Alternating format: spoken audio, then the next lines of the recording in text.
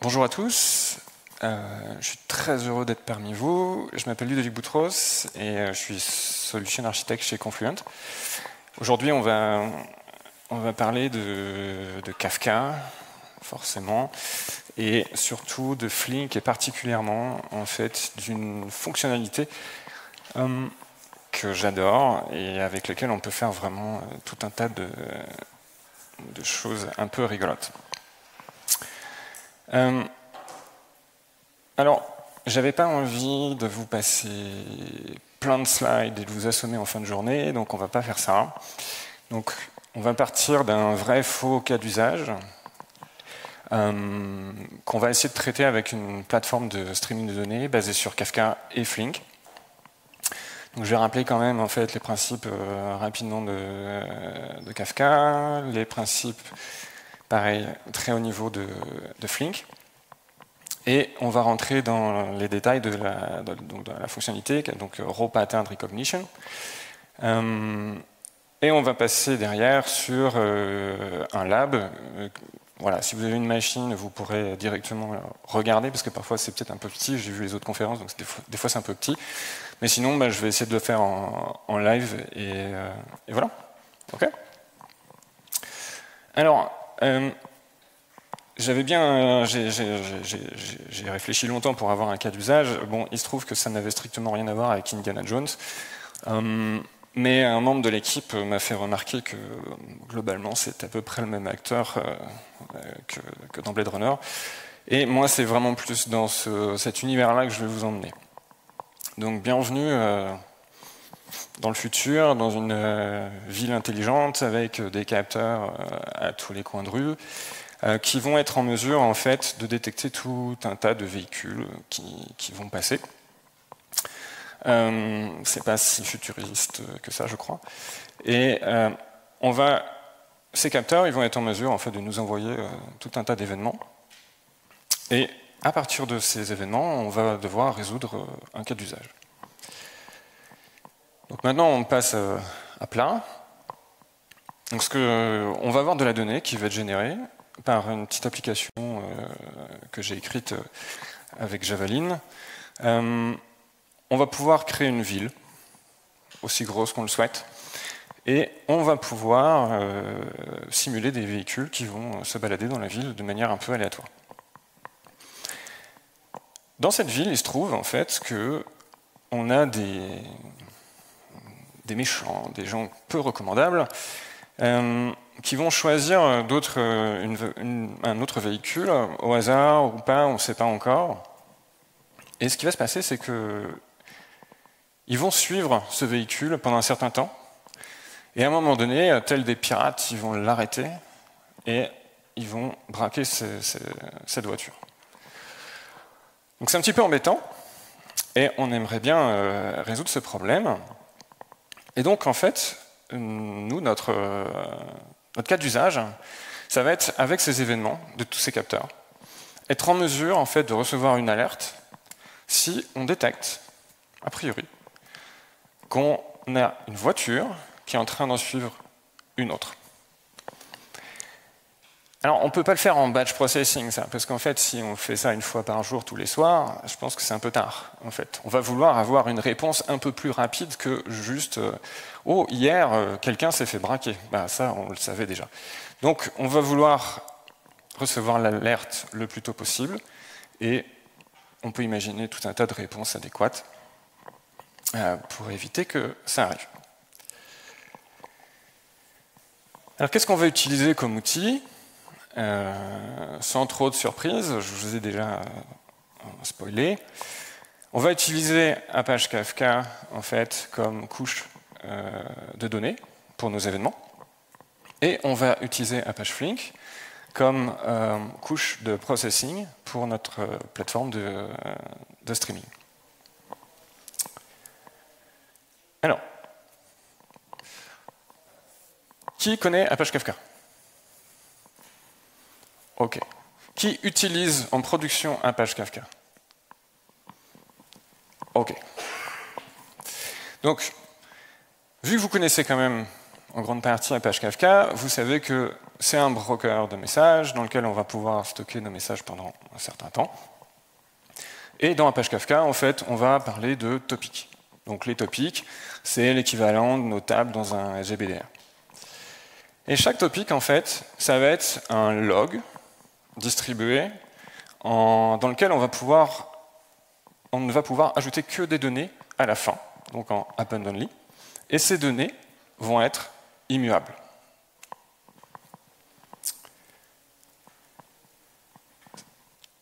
Ces messages qu'on va produire dans Kafka, en fait, ils vont contenir des headers, potentiellement, une clé et un body, donc le message qu'on veut envoyer. À peu près tout est optionnel là-dedans. Mais nous, ce qu'on va envoyer dans notre message, ça va ressembler à quelque chose comme ça. C'est à peu près lisible, c'est pas mal. Donc là, ce que je vous montre, c'est le schéma Avro, donc qui est un algorithme, enfin une sérialisation binaire de données. Et vous pouvez voir ici, en fait, qu'on a un événement avec un identifiant de détecteur, un identifiant aussi de véhicule, parce qu'en fait, le détecteur va détecter un véhicule, donc il va récupérer en fait son identifiant, potentiellement la plaque d'immatriculation, le nom de la ville et sa position. À cela, on va ajouter une notion de temps. Donc c'est très important quand on fait du processing de données en mode flux, on va rajouter un timestamp. La production et la consommation dans Kafka, eh bien, on va avoir des producteurs donc, qui vont être des services, et on va avoir des consommateurs qui vont être regroupés en groupes de consommateurs. Et donc notre topic, je vous ai dit que c'était un log distribué, en fait il va être découpé, pour être distribué il faut découper les choses, en partitions.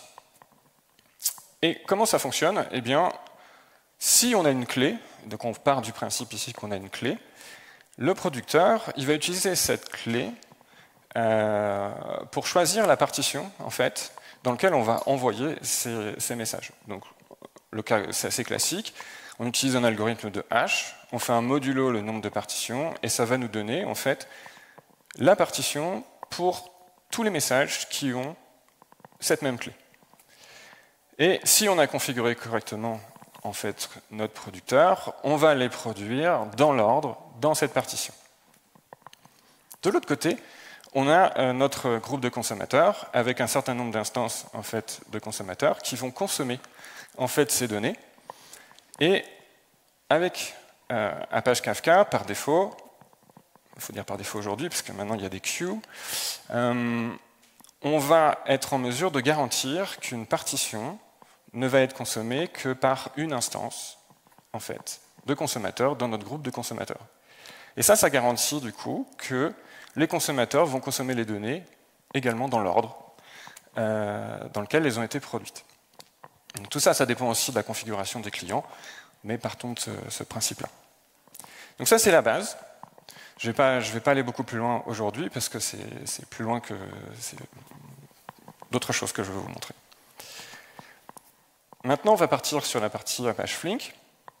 Donc Apache Flink, c'est un framework qui permet en fait d'exécuter des traitements distribués sur des données qui peuvent être finies ou infinies. C'est-à-dire que nous, typiquement, on a un stream d'événements de capteurs de véhicules qui vont nous envoyer constamment en fait, des nouveaux événements, et donc on a un stream infini en fait, de données. Avec Apache Flink, pour pouvoir créer en fait, ces applications, ces jobs, on va avoir le choix d'utiliser plusieurs API. Donc on a la DataStream API, on a la Table API et la SQL API. Tout ça, c'est basé sur des modules, des couches plus bas niveau, qu'en général, on n'utilise pas du tout. En termes d'abstraction sur ces API, l'API DataStream, c'est celle qui est la plus complète et la plus complexe à utiliser. On va globalement pouvoir faire à peu près tout ce qu'on veut, mais entre guillemets, c'est à nos risques et périls. En fait, c'est pas si simple en fait d'utiliser cette API. Donc souvent, quand c'est possible, on va préférer utiliser la Table API ou la SQL, enfin l'API SQL. Et dans notre cas, c'est cette dernière qu'on va utiliser. Ce qui est génial avec Apache Flink, en fait, c'est cette API SQL, elle implémente vraiment un moteur SQL standard ANSI complet. Et donc, c'est pas comme d'autres technologies parfois qui vont rajouter tout un tas de mots-clés ou qui vont finalement implémenter une espèce de SQL. Là, c'est vraiment en fait un SQL ANSI. Donc, on va pouvoir faire des choses comme ça. Donc, rien de bien tordu. Voilà, je fais un select étoile d'une table, je fais un group by, un count group by, enfin, rien de bien méchant là-dedans. Classique. Qui ne connaît pas SQL? Ok, c'est cool. Et donc, on peut faire des choses comme ça un peu plus complexes. Donc là, par exemple, on va essayer en fait de récupérer toutes les transactions qui ont été payées en effectuant une jointure et on va envoyer dans les 10 donc payer dans les 10 minutes et on va envoyer le résultat dans une autre table appelée matched. Super. Alors, il y a un truc en fait qu'il faut bien comprendre, c'est qu'on écrit du SQL, mais on n'interroge pas une base de données. En fait, quand on écrit du SQL comme ça, là, pour Flink, on est en train d'écrire une application qui va être stateful ou stateless. Donc, par exemple, la requête du dessus, là, qu'on a vue, ce qui va se passer, c'est que ça va créer, en fait, une application qui va consommer 2 topics, qui va ensuite faire un join, en prenant compte un intervalle de temps. Dans ce join, dans cet opérateur, en fait, il va y avoir des états, donc des données qui vont être stockées en mémoire, pas mal. Derrière, en fait, on va avoir un autre opérateur pour faire nos calculs, pour effectuer nos opérations. Puis, enfin, on va avoir un sync, donc un Kafka Writer, qui va nous permettre, en fait, d'aller écrire dans un topic de sortie. Il n'y a pas d'index. On stocke des données en mémoire. Et donc, l'un des challenges, en fait, quand on utilise ce type de technologie, ça va être de gérer, justement, ces états en mémoire pour les nettoyer, pour ne pas garder la totalité des données dans le temps, pour avoir l'équivalent de ce qu'on aurait sur les bons vieux memory leaks dans nos applications plus classiques. Donc voilà, s'il y a peut-être une chose que vous devez retenir, c'est qu'on écrit du SQL, ok. Mais en fait, on développe une application là, on crée une application. Ça veut dire aussi que ça ne va pas être instantané. En fait, on va écrire une requête SQL, on va la déployer comme une application, elle va être déployée, elle va se mettre à tourner, etc. Donc c'est important de comprendre ça. Alors, maintenant, on va parler de ce qui m'intéressait de vous montrer aujourd'hui, donc la fonctionnalité de Raw Pattern Recognition. Donc ça, c'est une fonctionnalité qui a été introduite dans SQL 2016. Donc oui, on a le SQL, ça a entre 40 et 50 ans, quelque chose comme ça. Donc ça doit être plus vieux que bon nombre d'entre nous. Et ce qu'il faut savoir, c'est que le SQL n'est pas mort, parce qu'en fait, finalement, le dernier standard, c'est SQL 2023. Alors pourquoi en 2016, ils ont introduit, en fait, ils ont introduit d'autres fonctionnalités, mais notamment celle-ci? C'est justement pour permettre d'écrire des requêtes SQL pour faire du traitement de flux de données, et pas uniquement, en fait, des bases de données. Donc il y a tout un tas il y a d'autres features, d'autres fonctionnalités dans ce standard, pardon. Mais voilà, celle qui va nous intéresser, c'est celle-ci. Alors comment ça s'écrit? Ça va s'écrire comme ça, c'est assez lisible, ça va. Donc déjà, le but de cette fonctionnalité, c'est de détecter des séquences d'événements sur un flux de données qui peut être fini ou infini. Donc ça, c'est dans Flink, c'est l'implémentation de Flink, puisqu'on traite des streams de données. Donc ça va s'écrire comment? D'abord, on va avoir un flux de données qui va être partitionné à l'origine potentiellement par rapport à une clé. Vous vous souvenez, la clé, là, tout à l'heure, on va choisir la clé. Donc par nous, la manière dont ça sera partitionné, c'est plutôt par rapport à l'identifiant du capteur, en fait. Les capteurs vont envoyer des données, et en fait, la clé utilisée, ça sera l'identifiant du capteur. Là, ici, en fait, on peut repartitionner nos données par rapport à une autre clé. Donc, par rapport à ce qu'on veut faire ici, en fait, il faut repartitionner par rapport à l'identifiant du véhicule. Et petite question, est-ce qu'il y a quelqu'un qui voit ce que fait cette requête-là? OK. Donc là, on repartitionne par rapport à l'identifiant du véhicule, et on va ordonner nos événements. Encore une fois, on cherche à trouver une séquence d'événements, donc il faut les ordonner par rapport au temps. Et si on a besoin, on pourrait l'ordonner par rapport à autre chose. Donc là, ici, on n'a pas besoin, c'est juste le temps. Ensuite, on va définir comment va être constituée notre séquence d'événements. Donc on va donner des noms. Donc je regardais tout à l'heure la conférence sur Kotlin où il faut bien nommer. Je suis désolé, ABC, c'est pas incroyable. Donc là, ce que ça dit sur ce pattern, ça va ressembler un peu à une regex, en fait. C'est que je vais avoir un premier événement. Je vais définir en dessous, dans le define, on va le voir après, les conditions sur cet événement pour pouvoir le sélectionner dans cette séquence. Donc là, j'ai un premier événement, sans condition, j'en veux un.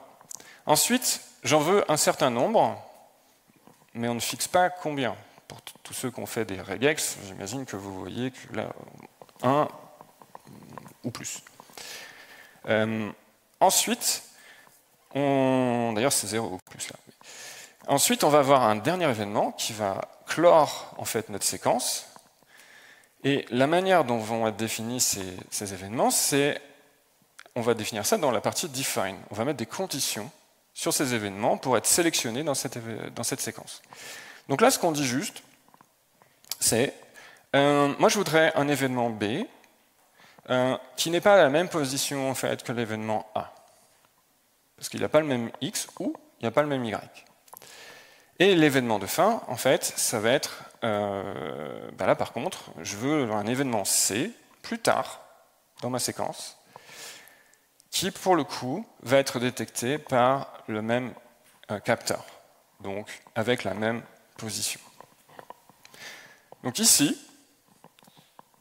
ce que fait cette requête finalement, c'est que sur un flux de données infini, on va être capable de détecter des véhicules qui passent 2 fois au même endroit. C'est clair pour tout le monde? On va faire plus complexe après, donc c'est pour ça. Alors, maintenant, OK. Il reste 2 parties globalement dans cette fonction de match recognize. Il y a la partie des mesures. Donc là, c'est juste la projection des données qu'on veut renvoyer dans le résultat. Donc là, ce que je dis juste, c'est je voudrais renvoyer dans mon résultat en fait juste les données du premier événement, puis les données du dernier événement de la séquence, parce que c'est juste ça qui m'intéresse. C'est quand est-ce que ça s'est passé. Et là, j'ai juste rajouté un peu de debug pour bien valider qu'on avait bien le même X et le même Y sur le début et la fin. Il reste un dernier point, c'est quel comportement en fait on va appliquer une fois qu'on a trouvé notre séquence. Est-ce qu'on veut continuer notre recherche après, ici, l'événement C, donc la dernière ligne qu'on a trouvée, ou est-ce qu'on veut, par exemple, recommencer à partir de l'événement après l'événement A, par exemple. pour voir si on pourrait très bien avoir des séquences où il y a un overlap, en fait, et on pourrait continuer à rechercher comme ça. Donc là, ce qui est décidé ici, donc le skip past last row, c'est de dire, OK, je recommence après C. Et donc, on n'a pas des séquences, en fait, qui se chevauchent. Donc ça, c'est du SQL. Avant de faire du Flink, je ne savais pas que ça existait, ni même si c'est implémenté dans d'autres systèmes. Mais c'est hyper pratique quand on fait du stream processing. Et du coup, je vais vous le montrer. Donc pour ceux qui ont un PC ou qui veulent voir, en fait, du coup, j'ai écrit un projet sur GitHub. Et ça permet, en fait, j'espère que ça va être suffisamment gros. Donc voilà. Hop. Alors. 33 minutes, c'est pas mal. Donc, je vous l'ai dit, j'ai écrit une petite application toute bête qui va générer des données. Ça va permettre de créer des villes et de générer un trafic dans cette ville, ainsi que de générer des véhicules qui vont potentiellement suivre d'autres véhicules. Et donc l'idée, en fait, ça va être de retrouver en fait, les méchants au travers de ce stream. Alors par exemple, ici, ce qu'on peut faire, c'est générer la plus petite ville possible. Donc là, vous voyez, on peut générer une ville en fait, avec un seul pâté de maison et une voiture. Facile. Donc il y a une API, hein, il n'y a rien de tordu. Donc là, j'ai lancé ma ville et vous pouvez admirer mes talents de designer et de graphiste. Là, ce qu'on voit sur l'application en debug, c'est qu'on a un nouveau véhicule qui a été créé dans la ville qui s'appelle Tyria. Et vu qu'il n'y a qu'un seul pâté de maison, notre véhicule, voilà, il tourne en rond. OK. Donc, jusqu'à là, tout va bien. Donc, à côté de ça, en fait, on a... donc là, c'est une application qui permet de... Donc, il y a un Apache Kafka qui tourne, il y a un cluster Flink qui tourne, l'application et tout. Et donc, on a des topics. Donc là, j'ai un topic qui s'appelle car detected, avec 6 partitions. Donc, vous vous souvenez, les partitions qu'on a vues tout à l'heure. Donc, si je regarde mes données, ici, donc, mes véhicules, ils vont plutôt vite, en fait. Parce qu'en fait, ils arrivent au bout du pâté de maison toutes les secondes. Donc, ça va, finalement, voilà, c'est pour un petit peu accélérer les choses. Donc là, on voit qu'on est en train on a quelques messages qui sont produits. Il n'y a qu'un seul véhicule, donc ça va, c'est encore raisonnable. Si on regarde les données en fait, d'un message, donc d'un événement envoyé par l'un des capteurs, eh bien, ça ressemble au schéma en fait, que je vous ai montré tout à l'heure. OK, très bien. Si on regarde là comment il y a aussi donc, le dashboard Flink, pour l'instant, il n'y a rien qui se passe dessus, donc tout va bien.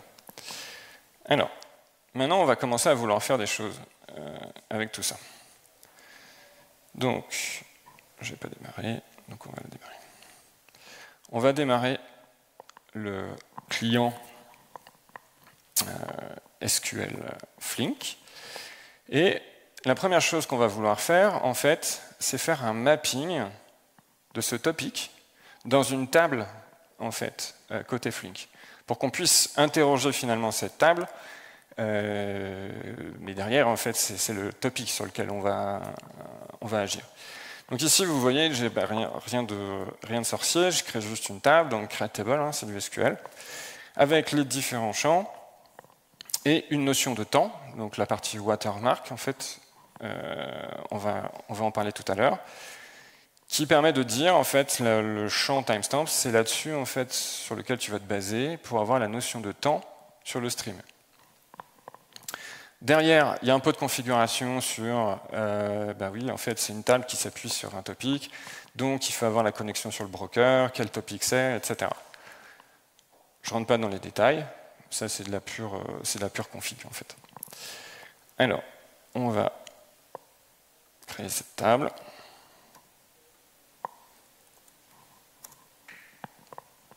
Voilà.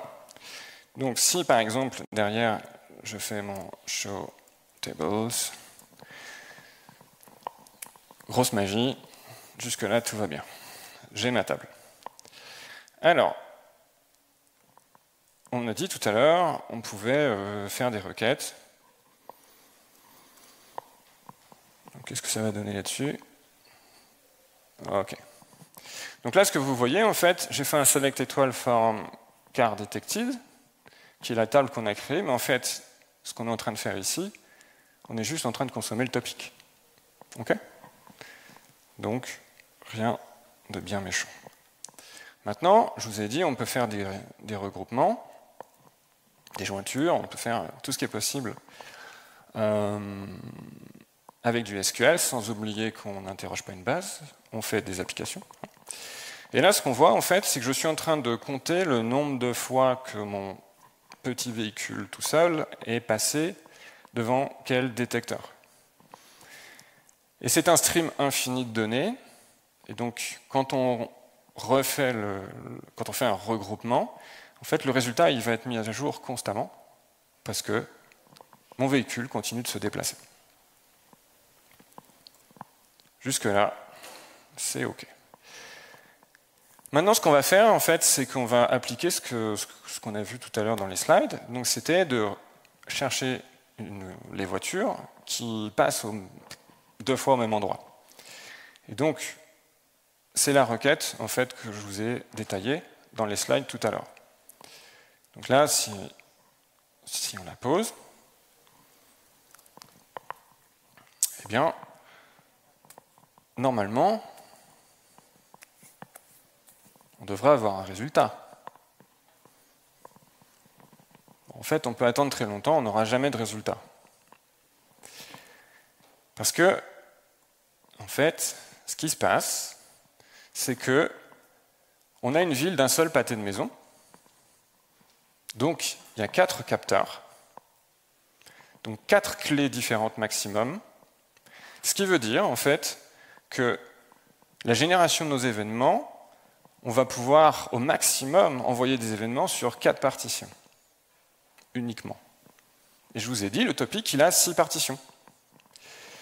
Et donc, on a un problème qui est hyper classique. Donc, si vous pratiquez Flink, si vous n'avez pas de données qui sortent sur vos résultats, il y a 99% de chances que ce soit parce que vous ayez un problème de watermark. Donc, les watermarks, je ne vais pas décrire ça en détail, mais c'est la manière de décrire, en fait, de gérer la progression dans votre flux de données. Et il se trouve que dans Flink, typiquement, avec Kafka, s'il y a une partition qui n'a pas de données, eh bien, votre flux, votre stream, ne peut plus progresser.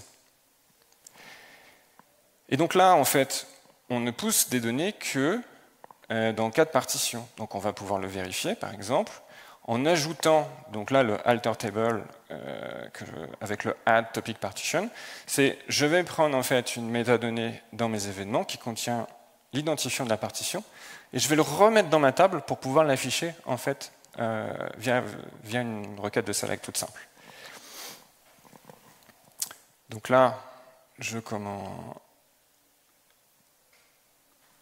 sélectionne ici, et là, ce que vous voyez, en fait, c'est les partitions qui sont utilisées ici, donc c'est 4, 1, 5, 0, voilà, donc 4 partitions, parce que là, j'ai de la chance. Des fois, on peut avoir, vu que c'est un modulo qui est fait sur un hash, on pourrait très bien avoir que 3 partitions utilisées, en fait. Et vous voyez ici que le current watermark, donc le temps, la notion de temps de votre stream, de votre flux, qui est infini, il n'est pas défini. Tout simplement parce qu'il y a 2 partitions où il n'y a absolument pas d'événement, et donc on ne peut pas calculer le temps du stream. Et ça peut vous arriver hyper souvent. Ça arrive même au meilleur. Du coup, comment on gère ça? Alors, il y a plusieurs solutions. On pourrait créer un topic avec moins de partitions. Mais bon, ça serait un petit peu planquer le problème sous le tapis, quoi, en fait. Parce que si finalement on veut avoir plus de répartition, si on a plus de données, on va peut-être avoir besoin de ces partitions. On pourrait utiliser par contre une autre clé qui permettrait de répartir nos données sur l'ensemble des partitions. Donc ça peut être une solution. Ici, ce n'est pas applicable. On pourrait créer une ville plus grande. Oui, là pour le coup, il y a quand même beaucoup de chances qu'on arrive à écrire finalement dans 6 partitions si on a une ville qui est suffisamment grande. Ou sinon, on peut configurer la table pour dire si jamais en fait il ne se passe rien sur une partition, s'il te plaît, considère-la comme tu la considères plus pour les watermarks en fait, elle est idle. Et donc, typiquement, si on fait ça et que on revient sur notre requête, on devrait avoir, au bout de 5 secondes, j'imagine, des données.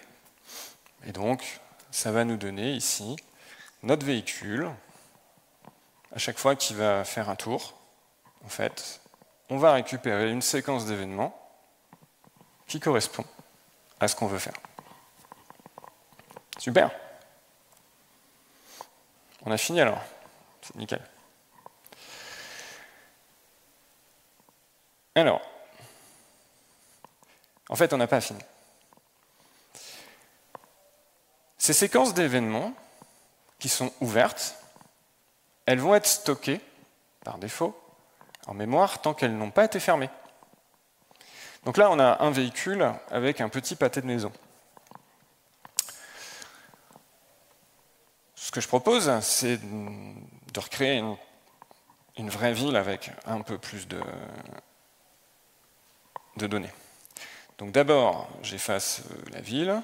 Et là, ce que je vais faire ici, c'est créer une ville avec 10 000 pâtés de maison sur 10 000, c'est un carré. Donc ça commence à faire un petit peu de détecteur. Et on va envoyer 20 000 voitures qui vont se déplacer de manière aléatoire.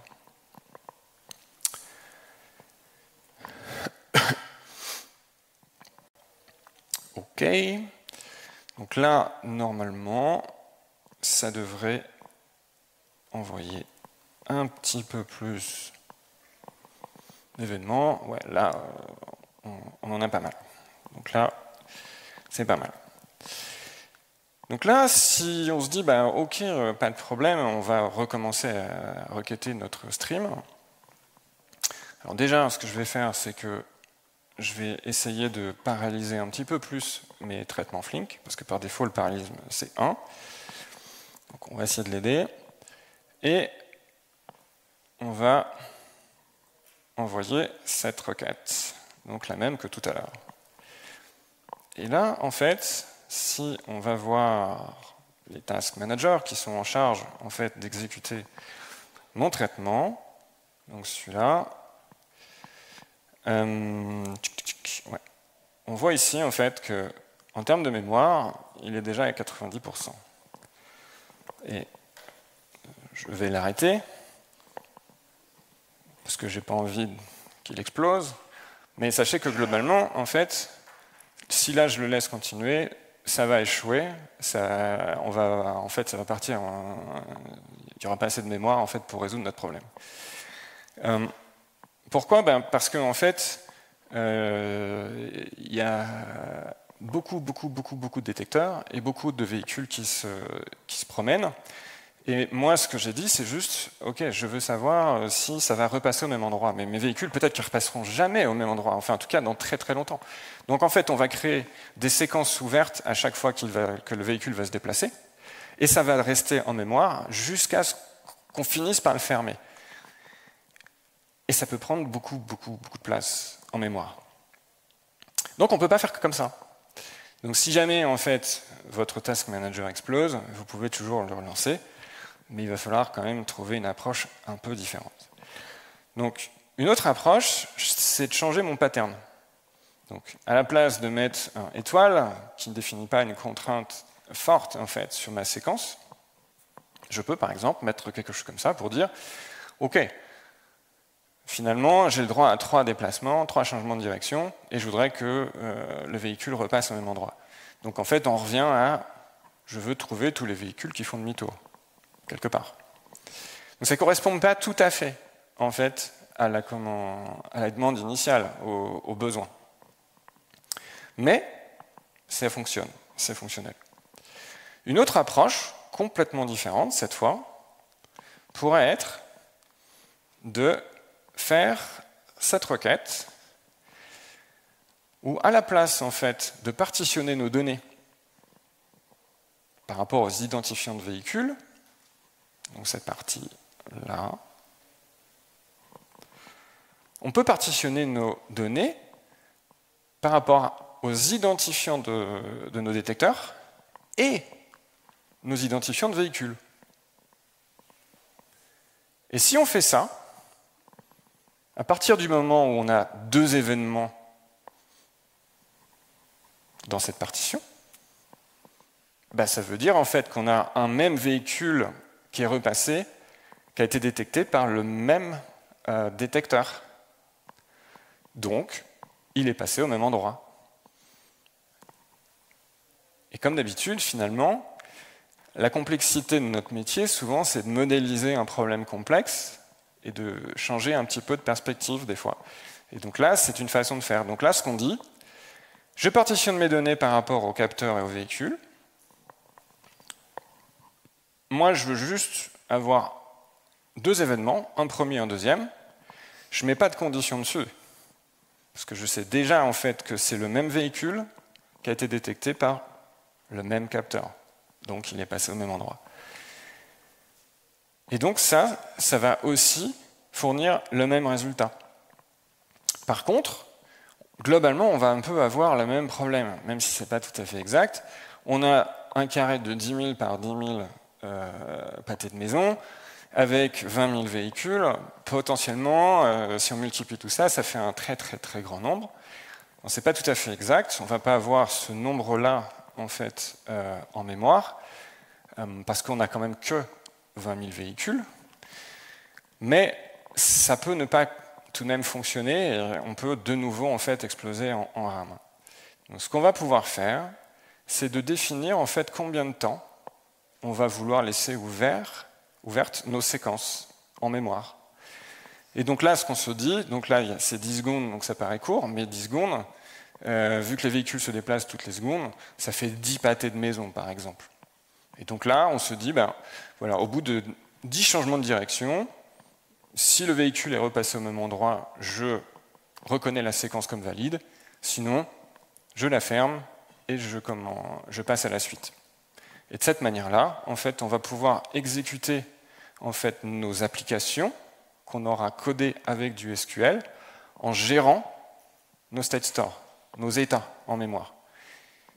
C'est quasiment la contrainte la plus importante. En fait, si vous ressortez avec ça de l'amphi, c'est vraiment ça que vous allez devoir gérer en fait, quand vous allez faire du stream processing sur des flux qui sont infinis. Ok, bon, ça, c'était facile. On va avancer un petit peu.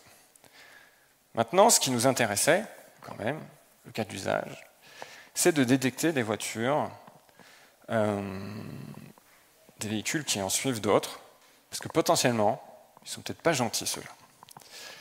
Alors, on va réduire la taille de notre ville et on va créer une ville un peu plus petite. Donc 10 voitures, une ville de 100 personnes, c'est déjà pas mal. Et ce qu'on va faire, c'est que donc dans l'API, on est capable en fait de rajouter un véhicule qui va suivre un autre véhicule. Et donc, je vais en lancer un. Alors, ce qui va nous intéresser ici, c'est que on a l'identifiant du véhicule et il suit ce véhicule-là. A priori, choisi au hasard, mais nous ne savons pas. Alors, un peu de temps. Ce qu'on a comme événement dans notre topic actuellement, c'est tel détecteur a détecté tel véhicule. C'est tout. Et nous, ce qu'on veut trouver, c'est je veux trouver un véhicule qui est en train d'en suivre un autre. Et là encore, en fait, la difficulté, c'est de reformuler le problème pour potentiellement aller l'écrire correctement avec les outils qu'on a.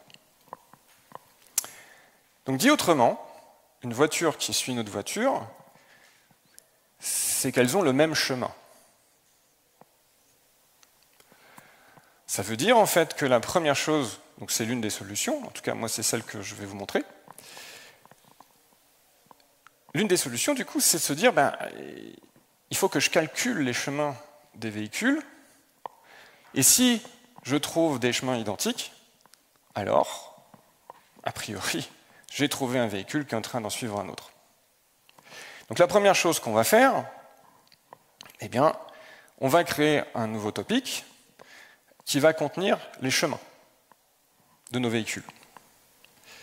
Donc, créons notre topic. Et comme tout à l'heure, il va falloir mapper notre topic vers une table dans Flink. Alors, ici. Tout va bien.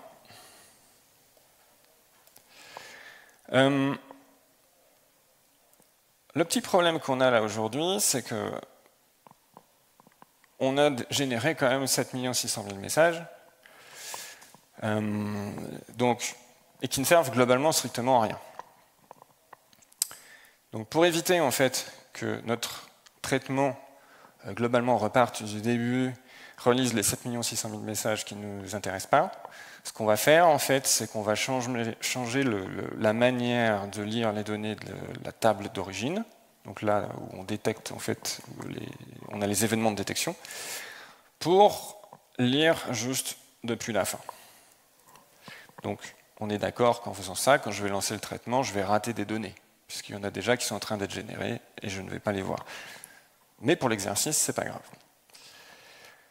Ensuite, il va falloir, je vous ai dit, calculer les chemins. Alors, comment on fait ça?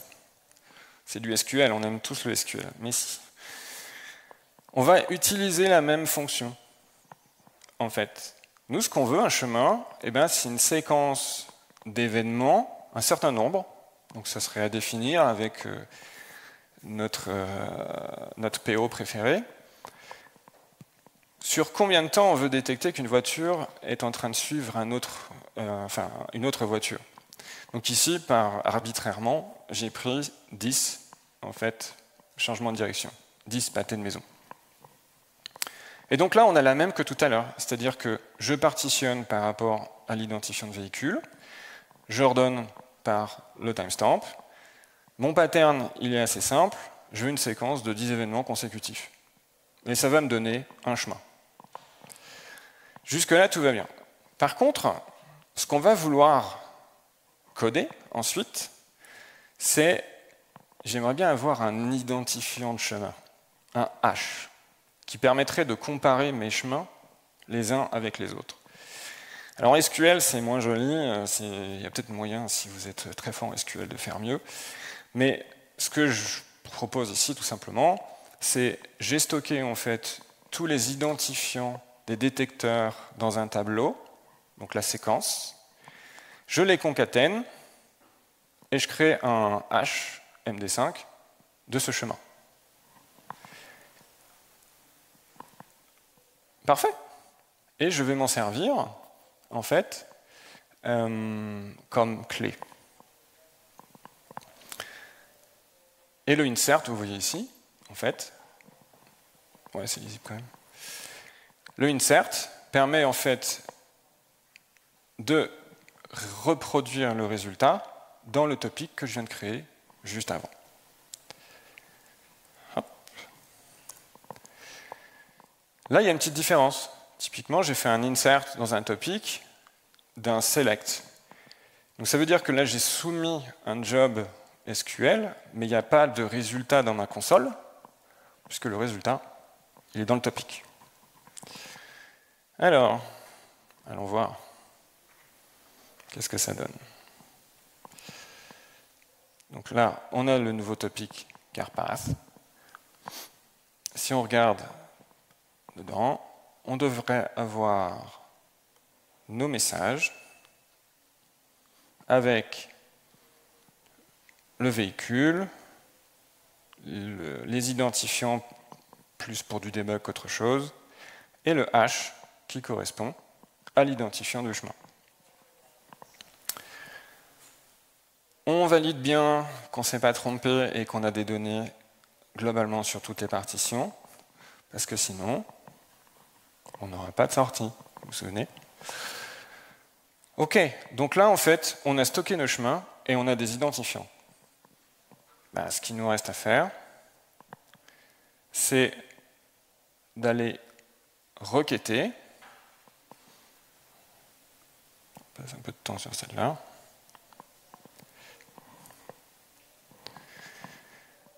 Encore une fois, avec la même fonctionnalité, où ce qu'on va dire, c'est...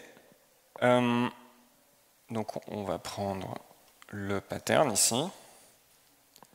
Je voudrais avoir une séquence. J'ai mis des meilleurs noms. Donc il y a le good guy, puis le bad guy. J'ai mis un within interval de 20 secondes, juste pour me donner, vous vous souvenez, je dois gérer la taille de mes state stores, je veux être sûr que je ne vais pas exploser la RAM. C'est une bonne pratique, souvenez-vous-en. Et je vais les définir comme suit. Ben, le good guy, il n'y a pas vraiment de condition. Voilà, j'ai un premier chemin, parce que maintenant on va parler de chemin, finalement. Et puis, je vais avoir un bad guy qui a, pour le coup, un identifiant de véhicule différent. Et pourquoi ça marche? Parce que j'ai partitionné par chemin. Donc là, en fait, si j'ai un premier événement qui a un ID de chemin et un deuxième événement qui a un deuxième ID de chemin, enfin qui a le même ID de chemin, alors je sais qu'a priori, il y a un véhicule qui a fait exactement le même chemin avec le même changement de direction que le véhicule précédent. Et après, il suffit de choisir, est-ce qu'on en veut 10, est-ce qu'on en veut 50, est-ce qu'on peut mettre tout un tas de conditions. Alors, c'est pas parfait, parce que, par exemple, 20 secondes, ça fait déjà pas mal, ça fait 20 pâtés de maison. Nos chers bus, par exemple, se suivent des fois sur la même ligne, et ils ne sont pas très loin. Donc, bien sûr, il faut rajouter des conditions, des choses pour un petit peu améliorer la chose. Mais, normalement, si tout se passe bien, ça n'a pas marché. Formidable. Qu'est-ce qu'il me raconte? Alors, qu'est-ce qu'il me dit?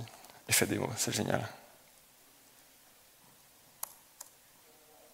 Alors, qu'est-ce qu'il me raconte? Could not read from command line. Yeah. Ok. Que se passe-t-il? Hein? On va redémarrer. Première fois, je l'ai fait tourner 30 fois au moins. Alors, ce qu'on va devoir faire, c'est recréer les tables, parce que pour les mappings, et on va juste rejouer la dernière requête. Génial. Donc, ok, est-ce que ça marche ça? Ok.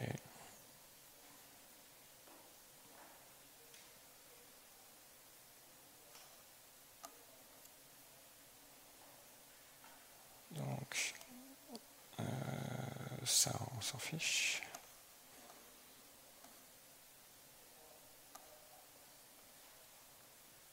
Hop.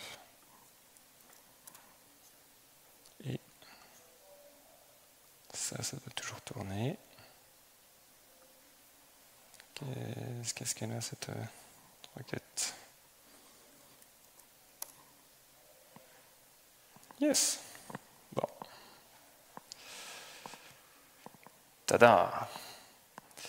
Donc a priori, la requête détecte que on a un pirate avec cet identifiant. Et si on regarde, je ne l'ai plus, mais globalement, je suis sûr, c'était celui-là. Voilà, je suis à peu près sûr. Et voilà.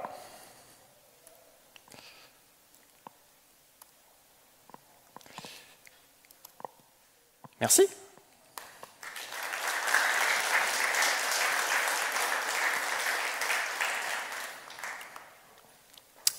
Si vous avez des questions, 3 minutes. Ah. Ouais, c'était risqué. Hein.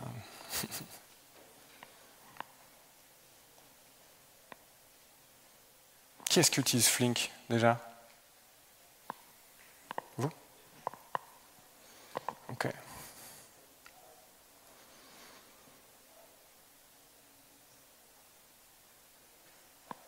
Bon, s'il n'y a pas de questions, c'est très bien aussi. Merci à tous.